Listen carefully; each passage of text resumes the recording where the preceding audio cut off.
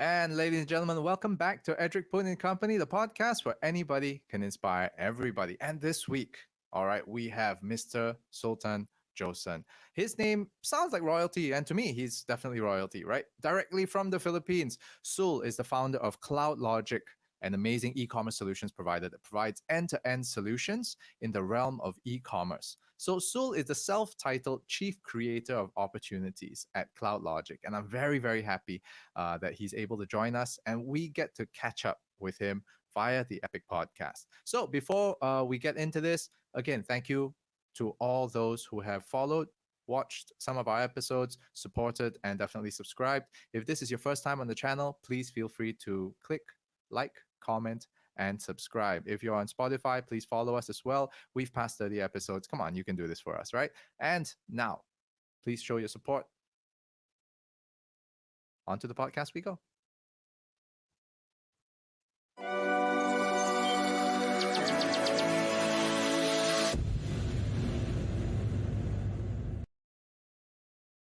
Hey, Sul. Hello. How you doing, my man? I'm good. I'm good. Great, great, great. Hey, it's really, really good that you could join us today and the podcast. It's a Saturday. Thanks so much for taking part of the weekend to actually join us, especially this little production that we have right now. Thank you as well, Edric.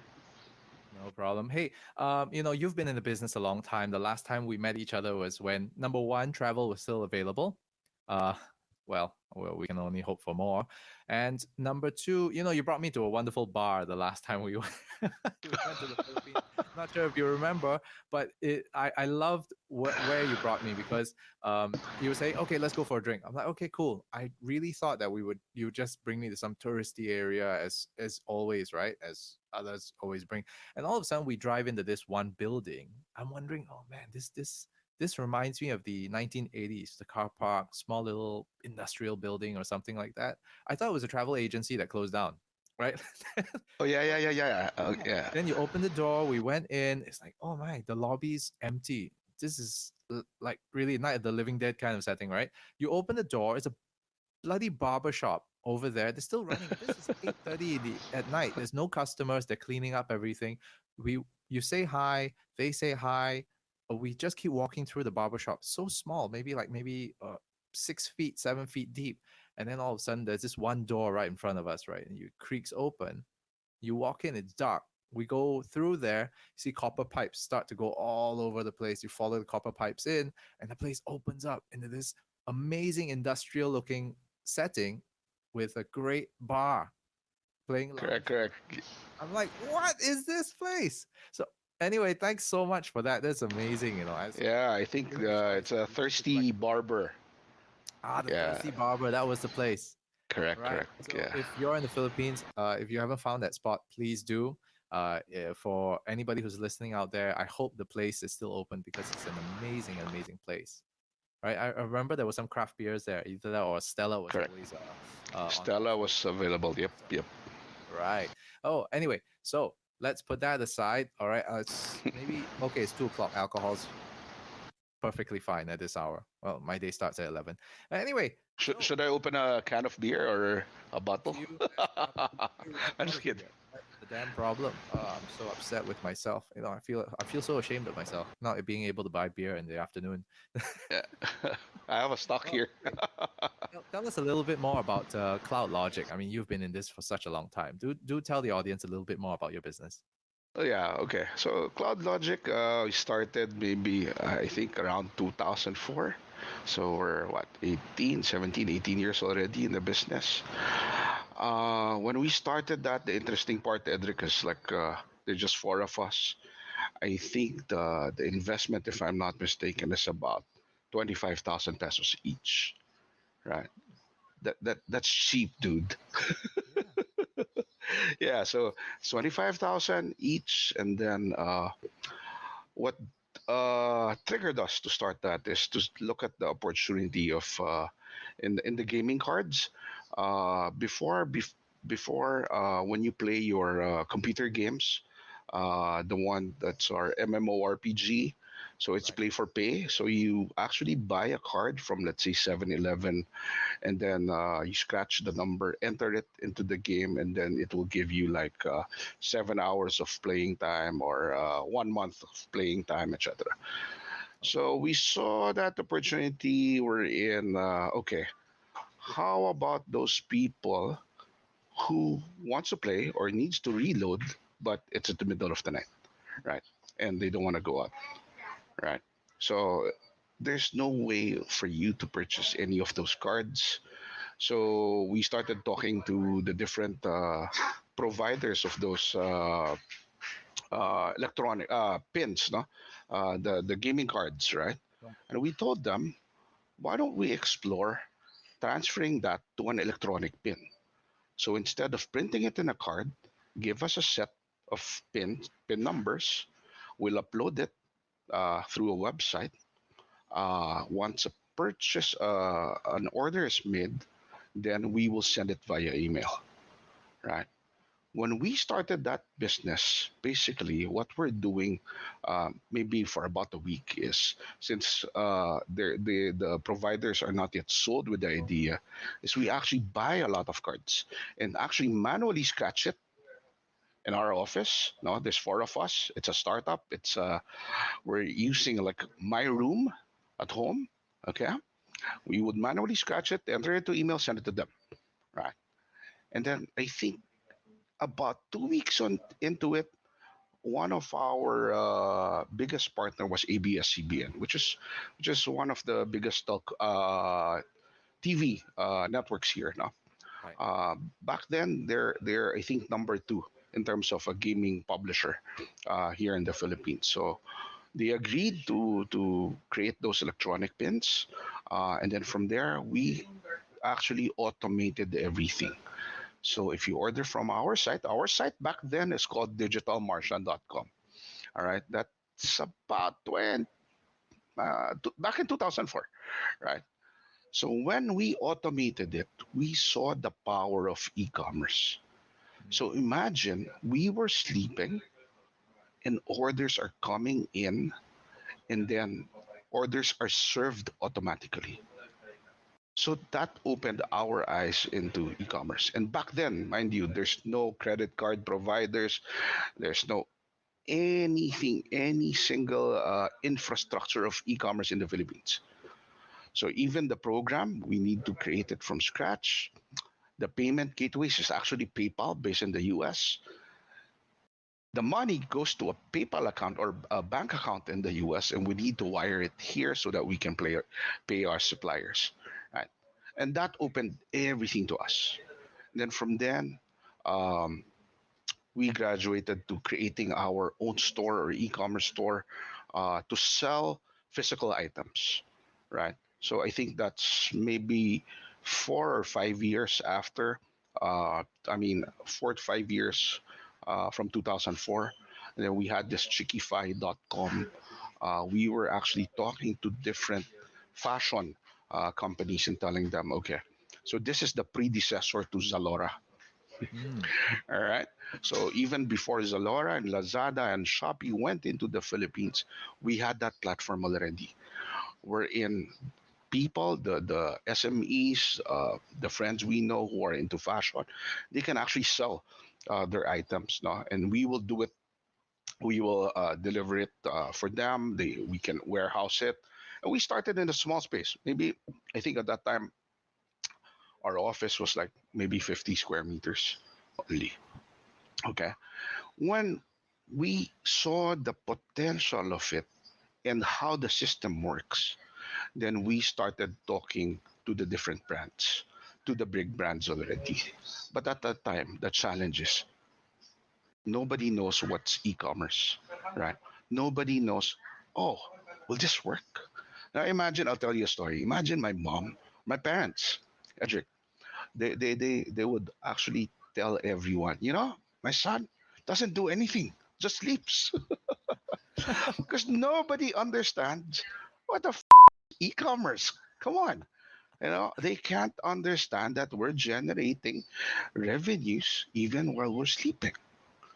And that's the beauty of it. Then we started talking to different brands. They started, okay, Plains and Prince is one of our longest client. They're one of those who started having their own .com. And our specialty back then is .com. One of our biggest clients also is Titan. Titan is like the sellers of the collections of Jordans here in the Philippines. So when we were talking to them back then, they don't have any idea. They just want to have an e-commerce space, and it was very successful for them as well. Then, so I'm trying to tell you the history. So Mm-hmm. please bear with me. Then, I think at the time when Alibaba bought, so okay, Lazada came, Zalora came. There wasn't any Shopee yet. When Zalora came, then the nice thing that happened there is it opened up no the market in such a way they are the ones actually educating, right? So both of them were very aggressive in the market. They're spending so much on marketing, uh, trying to get the market share of the business, and they keep on pumping in money through marketing. So that educational part of telling maybe the population, no, okay, you guys should try e-commerce. It's very convenient. Blah blah blah. That took care. Those the entry of Zalora and Lazada fast track all of that. Now, so all this time, what we were handling is like .coms. No, so it's for the brands that we handle: Skechers.com, Kids, Perry, etc. Titan. There's a lot more. I can't remember each one. And then from then, I think we went into servicing clients in Lazada, Shopee, Zalora when Alibaba bought fully Lazada, right? Because at that time, when Zalora and Lazada went into to the Philippines or even the Southeast Asian market, it was handled by the Rocket Group, based in Germany. It was cutthroat, at that time, I don't believe in how they work, but when Alibaba bought fully Lazada, then that's where okay, might as well look into this business of servicing clients in Lazada, Shopee, and Zalora. Then uh, we went into it, start servicing different companies, and from there, we're actually a full service company. Now, if I could describe Cloud Logic right now. So from doing product photography, hosting their .coms, creating their .coms for the brands, connecting it to their system, handling their Lazada, Zalora, Shopee warehousing, performance marketing, right? And recently we came out with the service more on business intelligence. No. So when you said chief creator of opportunities, I actually forgot about that. No, it's part of that's a joke around here in the office. No, because I don't want to be called like the CEO or the president or the managing director. My role really is to look at things in a different perspective, right? So most of the time, though I'm very involved in the operations, I would go out, remove myself from the situation, look at it from the top. Where can we improve? How can I service my clients better?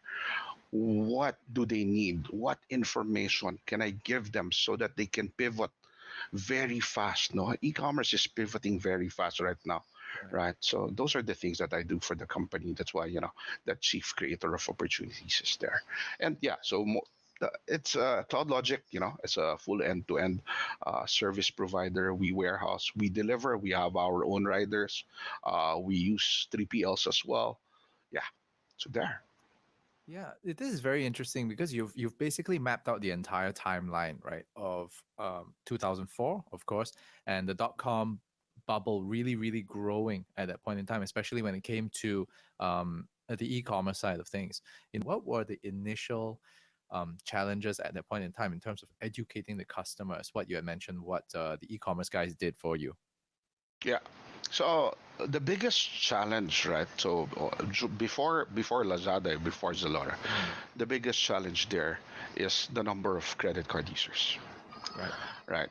The way we're tapping, and COD back then is not available, right? There's no 3PL who would handle cash on delivery, right? So we're relegated to bank transfer, right? Or credit card payments. The bank transfer back then was very manual, meaning deposit it, scan or take a picture of your deposit slip, send it to us. We will verify it, send to you the product or the pin that you order. So, but most of our transactions are actually credit card. At that time, we were looking at people who has credit card. So the market that we're targeting is actually those people who has credit card, and we market it using back then. Maybe well, 2010. There's 2010. There's Facebook already. There's Mm, Facebook advertising, and imagine, Edric, we actually have a case study created by Facebook for advertising back in 2010. That's how old I am. And that's how old, I mean, that's how, I mean, the history of the company, back in 17 years in the 2010. business. 2010, Facebook is just starting Mm, their marketing business, you know the ads, etc. They were just starting back then, and we had a case study created by Facebook for us, no. I think you guys can search that uh, later on. Anyway, and then moving backwards, so at that time everything was Google. There's no Facebook yet. And then everything was through credit cards. No, now the biggest challenge there is, okay, how can we increase our market more, right? Because at that time it's only credit card. Then that's where we talk to like a courier, a 3PL, a friend of ours. Can you handle the COD part of our transactions, right? And then we told her, okay, you get 2% out of the X% of the transaction amount, and here she agreed, no, and she handled the COD for us, mm. and that's where okay, there's really okay potential here, but there are challenges, but we see it growing and growing and growing, right? And just to share, no, of course, I've been tracking the growth, no, year on year ever since we started. I think it should be about 30% growth year on year, no matter what happens, right? Of course, it's different now, right? It's different now because of the pandemic. Fast forward, back then, again, it was the COD, there were no credit cards. People started to learn. And then now, initially, I remember that Cloud Logic was really about helping the dot coms, helping the brands to create an online presence. But then once more of the marketplaces started coming in, did you end up having to face a certain time that you had to pivot? Because it's no longer us needing to build that much for you anymore, but it's more of how do we integrate now and expand your presence across multiple marketplaces. Did you end up having to become an integrator and aggregator because of that? Interesting. Good question, Edric. Maybe about, I can say 7 years ago, right? Before that time, so that was what, 20, maybe 2014, 2015, around that time, we really hate Lazada. We really hate Zalora. We hate them. And we don't want, and we tell all the brands that we're handling, you guys don't need that, right? Mm, You don't need them. As long as you have a .com, we can make it work for you. And it was working at that time, right? In fact, up to now, those clients of us who are still with us and on, they still have the .com. If I look at their numbers now, their numbers actually on their .com is much higher than Lazada or Shopee, right? Or Zalora for that matter. And it shows that the challenge in the .com is just building your traffic, building your customer base. But at the end of the day, if you're the brand, people would gravitate towards your .com. right. right? So then the pivot was when Alibaba and maybe about 50% of our clients are asking us, oh, we want you guys to open our Lazada. We want you guys to service our Lazada, da da da da da. Mm. And then, okay, we were still, no, we don't do that, blah, blah, blah. And there's a reason to it, Edric, right? There's a reason, there's a personal reason to it. That's why, I mean, when I said it a while ago, it's kind of strong. No, we hate them, right? It's because there's a personal reason to it, right? When Zalora went, okay, I don't know if I could say this, but basically when they went into this market, they did something really, really bad uh, to us, no, to the company, etc., etc. And then I took it personally. I told myself, okay, I won't do any business with them. Mm. The whole Rocket Group. So that's Right. Zalora, Lazada, etc. Now, of course, when Alibaba went in, it changed. Temasek invested on Lazada uh, with Temasek and um, Alibaba investing on it. That changed everything, no? And of course, we need to remove our own personal biases and we need to look at the market objectively already. Then that's where the pivot happened that we went into servicing. And in fact, the time that we went in, our competitors, our the service providers in the Philippines are actually ahead of us, right? Mm. They're maybe 2 years ahead of us in terms of handling clients in the marketplace, and that's given, no, because it was a personal choice of me to do it like that. Now, did we catch up during that pivot? Now, I think so. Why? Because how the market, the biggest advantage of understanding how the dot com works, it's actually more complicated on a dot com than on a marketplace. In a marketplace, everything is set for you. Mm. Promos are laid out. These are the only rules that you need to follow, blah, blah, blah, blah, blah, blah. On the dot com, it's open. It's your imagination that that would make you run your dot com. Everything is possible, right? That's why when we went into the marketplace like Lazada, Shopee, and Zalora, we know how to move around very quickly.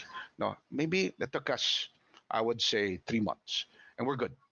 We were handling it correctly. We're actually a Lazada partner. Right now, we're also a Shopee partner as well. Yeah. Wow.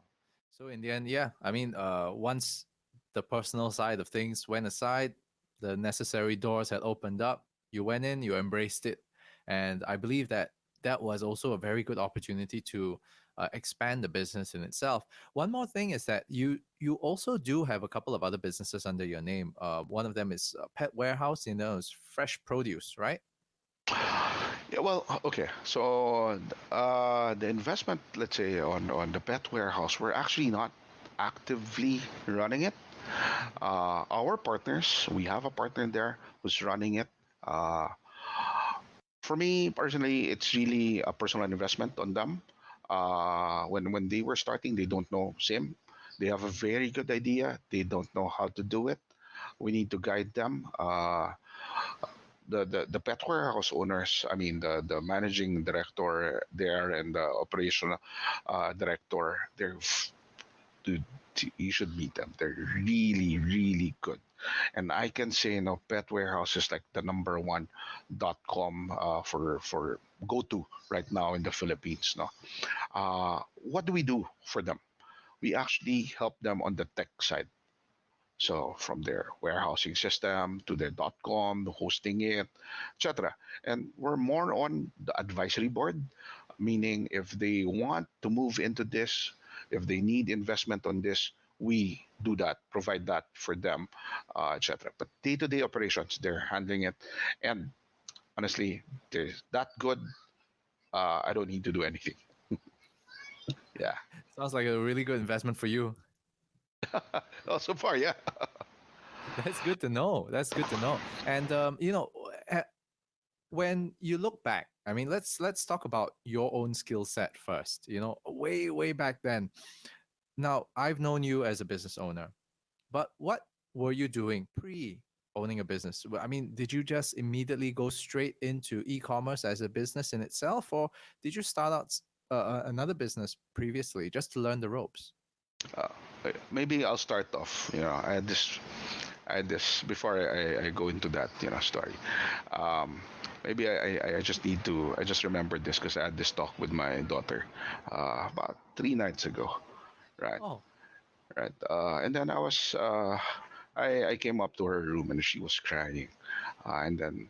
It was late at night, maybe around 10:30, 11 in the evening. And I was like, okay, of course, I call her Achi. Achi in Fukien is like the eldest daughter, right? So I was like, Achi, what's wrong? Because I saw her crying, and then she said, "Okay, she's what? She's first year high school, I think." And then I was like, "Oh, what's wrong? Come on, why are you crying?" Da, da, da. And then she told me she's pressured so much because of my success, of because of what I'm doing. Sees me as super successful, running Cloud Logic and handling different businesses, etc., etc. You know what, Edric? I told her, okay, that's my problem with social media right now. The way they look at it is they look at the what they can see, just like in social media, Instagram, everything that is posted is what people can understand of that right. person, no? And I told her, actually, you need to understand the number of uh how do I say this uh downfalls I had. If you look at this as a win, I can tell you 100 stories where I lost, right? And I need to tell her that part of what you can see now is that 100, no? When I was crying, losing money, losing people, etc., etc. And that people, that most no, people, especially the young ones, they don't see that. Yep. And most entrepreneurs, when they come out with their social media, they paint a picture that they're so good, everything was perfect, da da da da. I don't do social media. I have an Instagram account, I have a Facebook account, but I don't post anything because I don't want that idea, especially to the young ones. No, look at the millennials. Look at my the kids. No, right now. That's the part that I want to change. Right. Okay. So that's where I'm coming from. Uh, it for me to reach this point, I had so much for this one win, let's say if I look at this as a win, I had so much losses or failures, let's put it that way, when I was starting out. And okay, my career, um, fresh grad, I'll tell you this story. I don't know if I'm going to share. It's funny. Okay, I was a bum, let's put it that way, after Sure. graduation. I didn't work for a year, right? So my mom was paying. Well, it's not paying me. I don't get any allowance from her. It's just that I'm not doing anything. I'm just a bum. Blah blah blah. So my mom actually asked me, "Oh, can you be my driver? I'll pay you. I'll pay you as my driver." Right, because I wasn't just doing anything. Anyway, so after a year, I started applying for different jobs. Now, my first job is a programmer. My background is actually I'm a tech guy. I know how to program. Until now, I still do programming. All right. So I am a trained, basically software engineer. Right. Oh, So I do codes. I do system architecture. I can understand the AWS, the hosting, etc. So I have a very good training on that. I was part of corporate information solutions, I think, for 3 to 5 years. If I'm not mistaken, that was 30 or 30 years ago, maybe or more. or 25 years ago. I can't really remember. Corporate Information Solutions is basically the pioneer in IT in the Philippines. Okay. It was part of the Meralco Group. Meralco Group is our biggest energy distributor here in the Philippines, right? Started working there for them as a programmer, and then stayed there for 5 years. But while doing that, I have so much of my sidelines. So we call it the side hustles. I have my network gaming store. I have a Mr. Donut. I have small businesses left and right. Da, da, da, da, right. And of course, I would try maybe 2 to 3 things, no, in a year that, or maybe max of two. No, invest on it, small investment, try it out, see if it will be okay, etc. Through all those years, I worked with Corporate Information Solution. I was part of Smart. I'm a consultant for Smart for 3 years. I was part of Wolfpack. It's a vast value-added service company. I was a teacher. Okay, I was a professor. Yep, it's for Thames International Business School. I was teaching IT.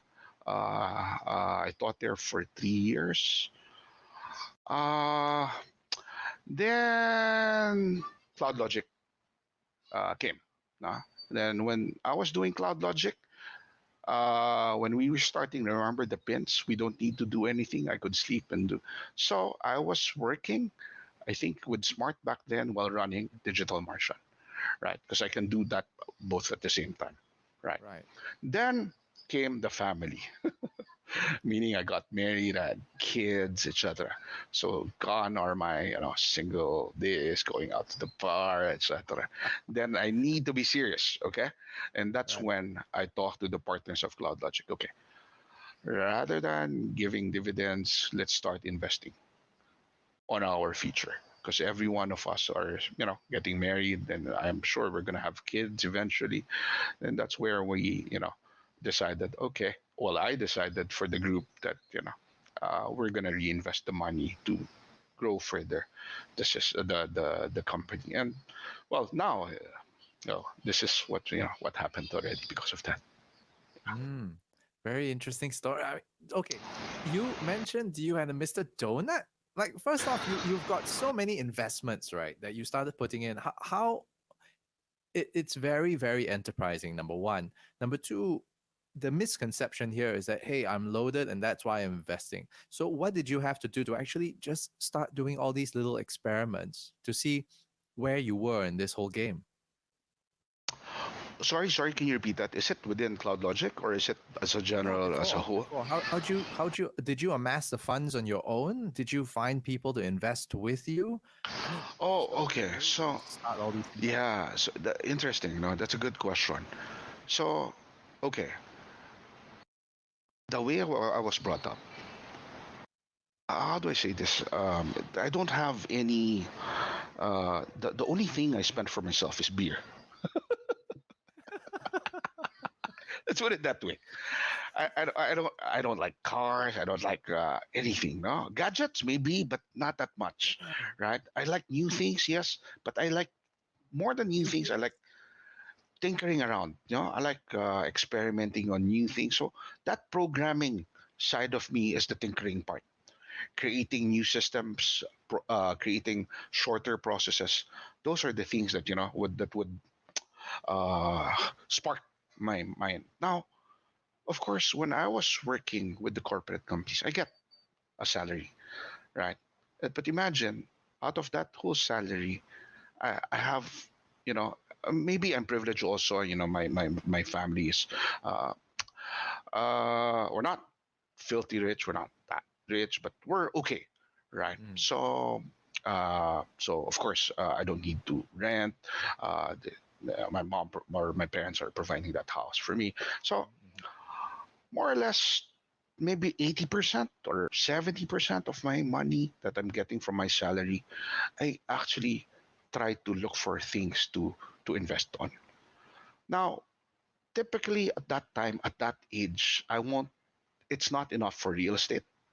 Mm. It's not stocks. I have no idea how stocks works before, right? So I won't invest on that. Then Our family background is basically entrepreneurs. No, from my dad. My dad's business is a shopping mall in the province. No, so we have like three cinemas there. This was back in 70s, 80s. No, we have a department store, etc., etc. This is somewhere in the province, right? My uncles, the brothers of my mom, are entrepreneurs as well, no, and they're part of the biggest confectionery group, etc., etc. So we had that, no, in the family, and I always look up to these people, right? And from there, that 70% of that savings, I would look for something that I can put it into. Doesn't matter if it's big or small, right? Meaning, what's enough? Meaning, I look for a business that whatever savings I can put in, I'll try it out. If it grows, if I look at it, then it grows. If it loses money, it loses money. No, the important thing is I get to learn. No? So every time, every single, and mind you, uh, some of it earned money. Everything has closed down, and then I reach a point. This is the important point. I reach a point in my life that I need to ask myself, what is my specialty? What is the thing that I would concentrate on? What is the, you know, I'm good at? Then I would focus my all my energy to that. And that is Cloud Logic right now. Right. Right. So Yeah. you were able to then, through that entire process, I mean, this leads perfectly into the next question, right? I've always been asking this as well. And even myself, in terms of trying to start a business or trying to start anything. First off, we experiment, we try different things because that's part of the whole self exploration process. You're trying to discover what you're good at, what you might not be so good at, or what you might not be so good at, but yet you're extremely interested in it. And then you develop as you go along. So something that I was discussing with a in a previous episode as well was that how do you turn your skills into a business? So in your case, you went through all of this just to find out what skills you had, or did you already know from the start, like these were my skills and I'm going to put them to good use? Because it comes with a maturity, doesn't it? Interesting. When I go into business, I don't look at the skills. You know why? Like for example, okay, my skill is basically a programmer, right? Right. That I know by heart. I'm good at. Does it relate to business that I'm into? Yes, part of it. Mm-hmm. But overall, no. What if try to describe it. What I learned in running those businesses before, starting those businesses before, are those skills that I learned from then. That is actually what I'm applying now. Ah, okay. Let me try to be specific. Learning how to deal with the government, learning how to deal with the paperworks, right? At that time, when I was young, it's actually me who would file the SEC papers. Mm. It would me who will get the permits or the business permits from the local government unit. No? It would be me who will be talking to the it's like the tax revenue uh, part of the government, and those all of that. No, basically, if I sum it up, then it's what is me right now. And those skills that I've learned, not necessarily forced into me, it was retained because I went through it by myself, right? It got retained on my head. Now, everything I do now, I can recall that, right? And if there's any special skill, let's just talk about skill that I can apply here in the business itself, is the architect part in me. When I say architect part, the software architect part, we're in, I can see, or how I look at this, I can see from top to the bottom, from start to end, on where it will end already. From as simple as, okay, I'm talking to a client, they want this system, da da da da da. that conversation alone, my mind is actually thinking on the whole architect of the whole thing, the architecture of the whole thing already, not just on a software standpoint, not just on the hardware standpoint, but including the business side of things, Mm. right? That part is so important to me, right? And I think that's the only advantage because I can see that, I can draw that out on my head, I can imagine how it would work. If that thing, I tell myself, okay, sold, meaning I'm good, then most probably we can execute it. Most probably it would work. Yeah. And that's experience. That's part of the experience. Yeah. Yeah, it's true. You are like what you mentioned. You are a tinkerer, so you've tried everything. You've learned through there, and that helped to kind of develop those skill sets along the way, and lead you down this particular path. You know, of not just expertise, but the ability to also connect everything laterally, in of course contextually within what you've already learned. You know that's a wonderful thing. One one thing that I do also want to ask is something a little bit more personal. You had mentioned that your parents are entrepreneurs, and I believe that wisdom is passed down through generations, and it's something that doesn't necessarily change over time. What was that piece of advice that stuck with you from your parents that you hold Perfect. very close to you? Yeah. Yeah. So I was thinking that you're gonna ask that question. Before you ask that question, it's actually being resourceful. If there's one thing that my dad taught me ever since I was young, maybe started telling me about it when I was what grade, maybe five, no, maybe 7 years old. It's being resourceful, meaning in anything that you do, you look at the resources very scarce. Any All resources are scarce, right? So do what you can do with based on what you have, right? So how can you reach that full potential with the resources that you can have right now? So it goes to efficiency, etc., etc. And how do they train that? That's a. I just want to share that. How do my parents or my uncles train me on that? So back then, we were in maybe back in 1984.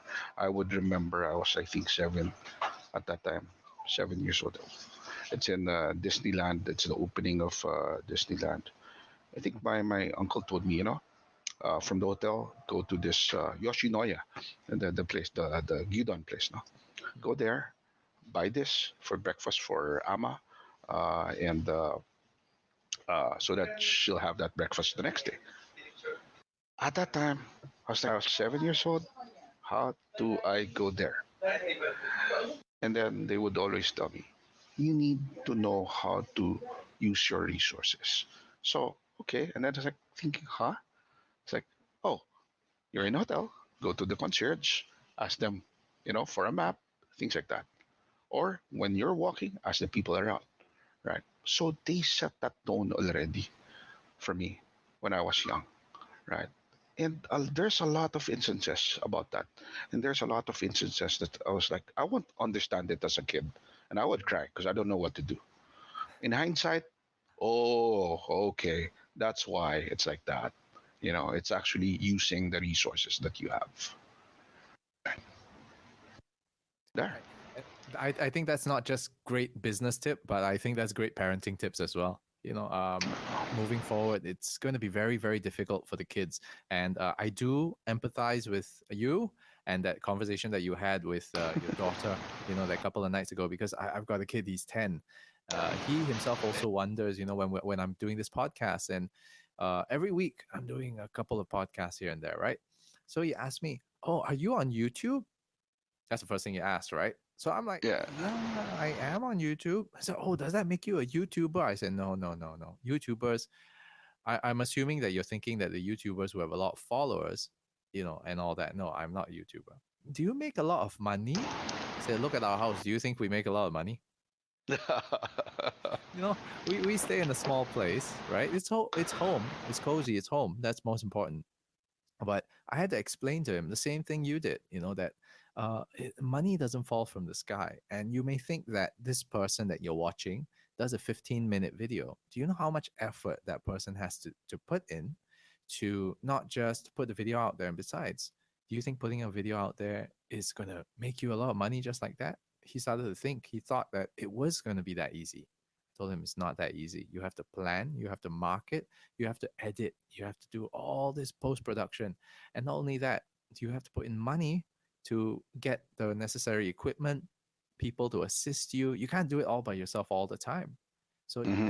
then slowly, bit by bit, he started to see and connect the dots. He's like, oh wow, it really is not easy. I said life is like that, but the more effort that you put into something and making sure that you learn something as you go along, then you can find a certain level of success.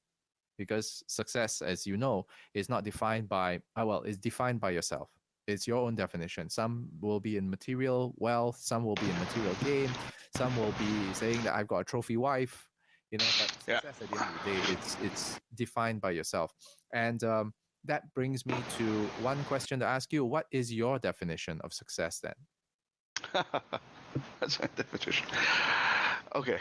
I look at our business as treat everyone as like family, right?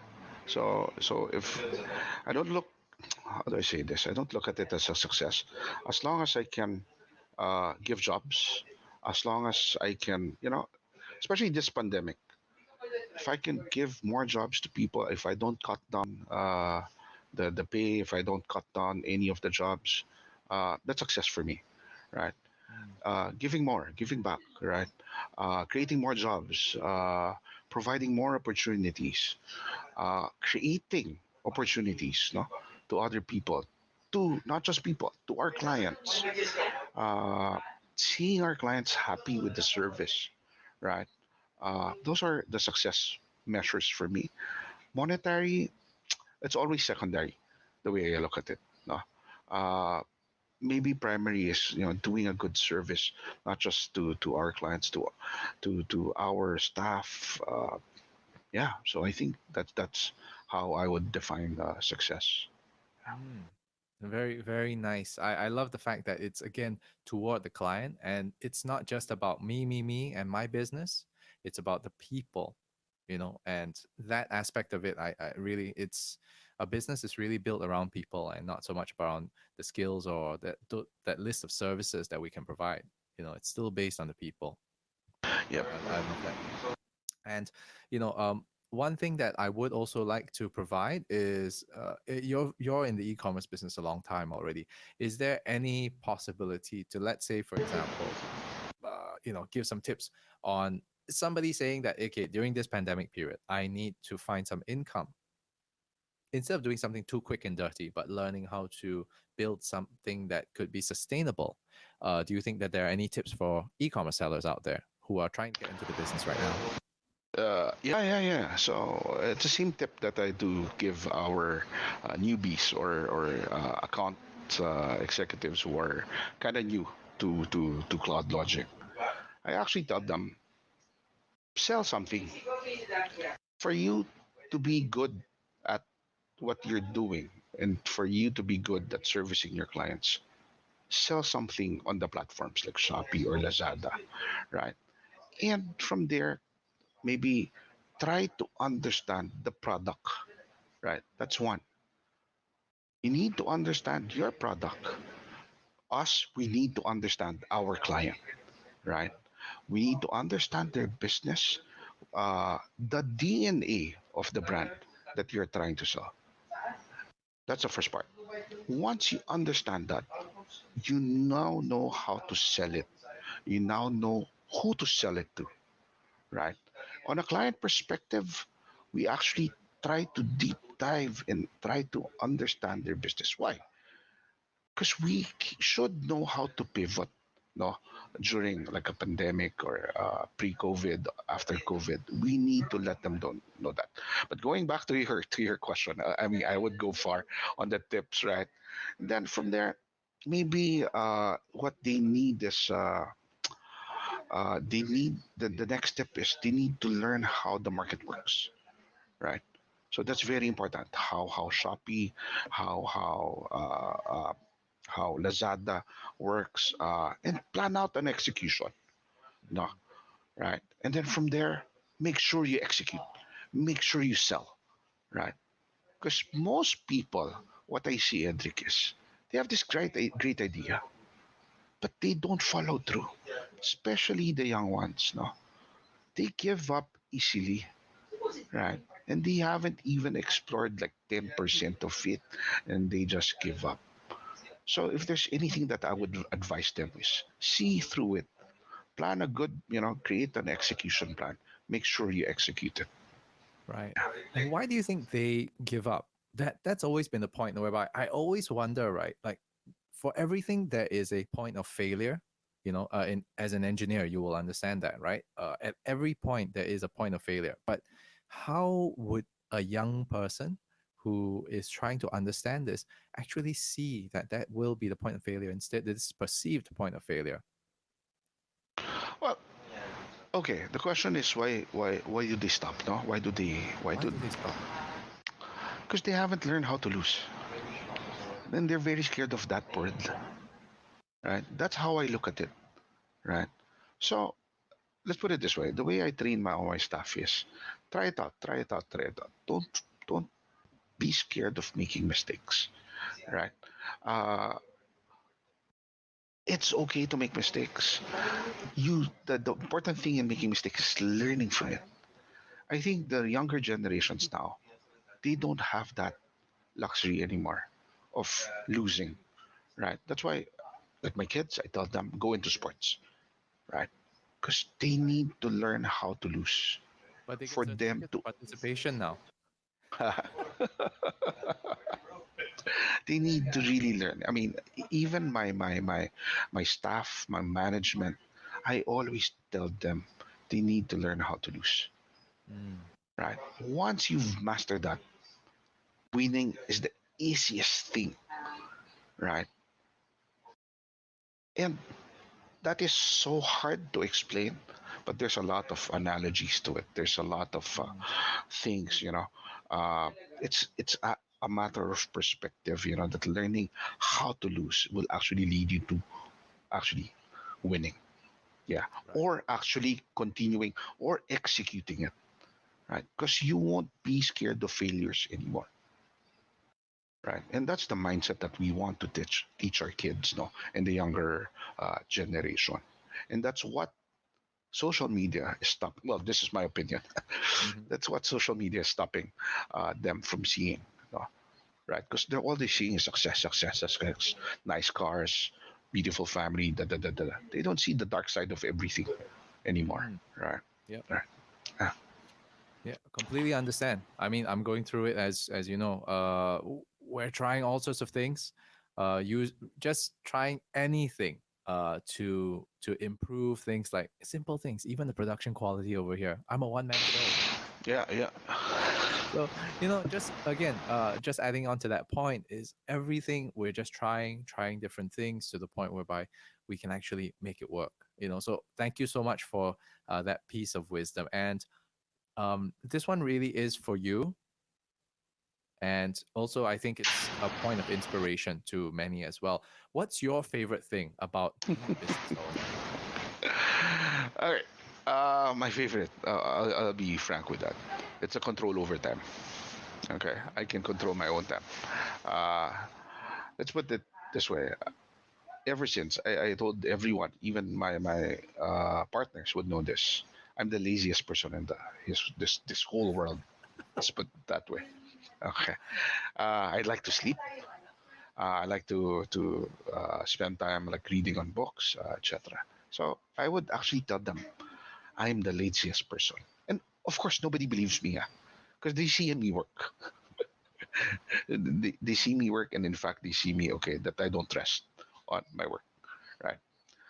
But that giving control over time is meaning I know when to wake up. I know when I need to get into a meeting. I know that okay, if I need to work for 48 hours or 72 hours, let's say straight, still I still have control, right? What I don't like in a corporate job, based on my experience before, is Mm, I've done everything already. I've asked for some more work. They cannot give me anything else. And if I go home or sleep at work, they would get mad at me. That I don't agree. In fact, my rule for my direct lines of people is, like before pre-COVID, when there's no work from home, I would tell them, okay, I don't mind what time you guys go to the office, even if it's 1 o'clock in the afternoon and you guys leave at 5. I don't really care. For me, it's all about deliverables, right? Mm, So if you guys tell me during this weekly meeting that, okay, these are the deliverables for the week, then I would expect that those deliverables will happen that week.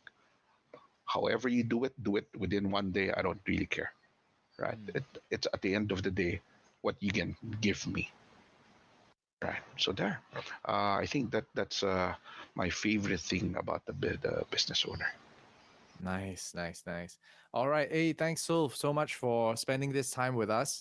There's one last segment that we always do with all our guests, and that is a quick, small little game called the Epic Questionnaire. We always have this rapid fire of 10 questions with our guest, and it really gives us an insight into who you are. All right. So, Okay, Sul, are you ready? sure. All right, Sultan Joson with the Epic Questionnaire. Question number one. One word that you love the most. Love, One word that you dislike the most. hate, If you could have a conversation with one person, dead or alive, fictional or non fictional, who would that be? Warren Buffett. What do you say to yourself in the mirror every morning? You're the best. Name one superpower that you like to have. Invisibility. Uh, Why? Why? it just came out of my head. I don't know. All right. Favorite dish to eat. Oh, any breakfast food. So there's a lot. Yeah. All right. Favorite travel spot or the next travel spot that you'd like to go to once borders open up? Iceland, most probably. Wow. Bringing the family or just yourself?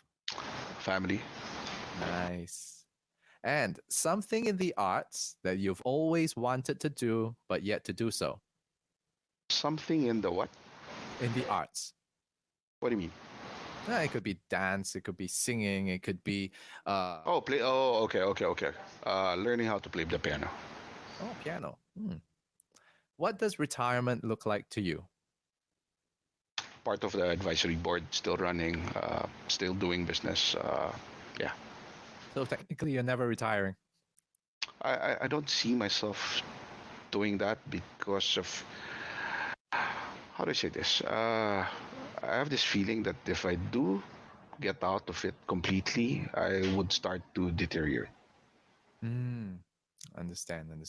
And last question, how do you want to be remembered? What's your legacy?